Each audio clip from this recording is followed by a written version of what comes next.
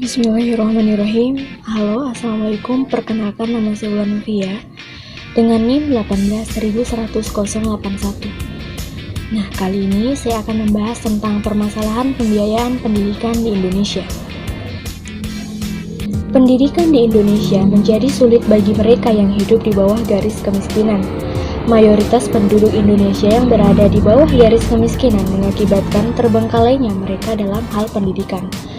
Selain kemauan mereka yang tidak pernah tumbuh dan sadar akan pendidikan, faktor ekonomi menjadi alasan utama mereka untuk tidak menyentuh dunia pendidikan.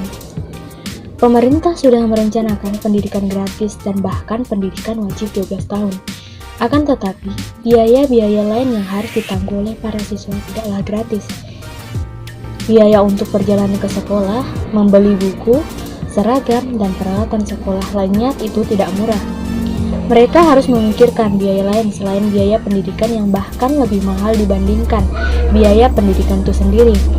Selain itu, biaya hidup yang semakin meninggi membuat masyarakat lebih memilih untuk bekerja mencari nafkah dibanding harus melanjutkan pendidikan. Masalah di sana-sini masih sering terjadi, namun yang paling jelas adalah masalah mahalnya biaya pendidikan sehingga tidak terjangkau bagi masyarakat di kalangan bawah. Seharusnya pendidikan merupakan hak seluruh rakyat Indonesia, seperti yang terdapat dalam pembukaan Undang-Undang Dasar 1945, yang berbunyi salah satu tujuan negara kita adalah mencerdaskan kehidupan bangsa. Ini mempunyai konsekuensi bahwa negara harus menyelenggarakan dan memfasilitasi seluruh rakyat Indonesia untuk memperoleh pengajaran dan pendidikan yang layak. Maka tentu saja negara dalam hal ini pemerintah harus mengusahakan agar pendidikan dapat dinikmati oleh rakyat Indonesia. Pendidikan merupakan faktor kebutuhan yang paling utama dalam kehidupan.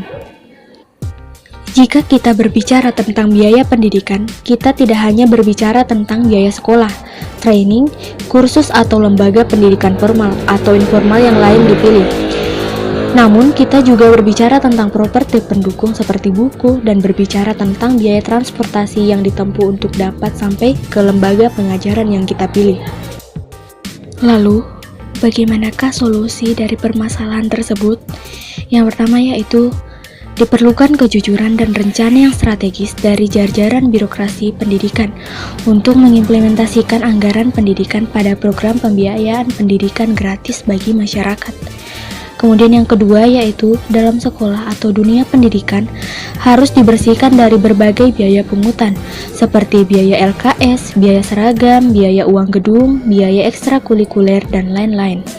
Oleh karena itu, harusnya program pemberantasan korupsi harus bisa menyentuh dunia pendidikan, terutama di sekolah-sekolah.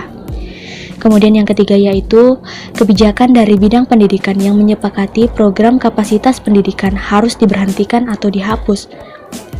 Kemudian selanjutnya untuk mengatasi anggapan masyarakat yang menganggap bahwa mahalnya biaya pendidikan karena adanya praktik korupsi yang dilakukan pejabat dan birokrasi sekolah, solusi yang kiranya perlu dilakukan oleh sekolah adalah di setiap akhir tahun sekolah perlu menyampaikan laporan tentang keuangan kepada wali murid atau orang tua siswa baik uang masuk maupun pengeluaran uang sekolah.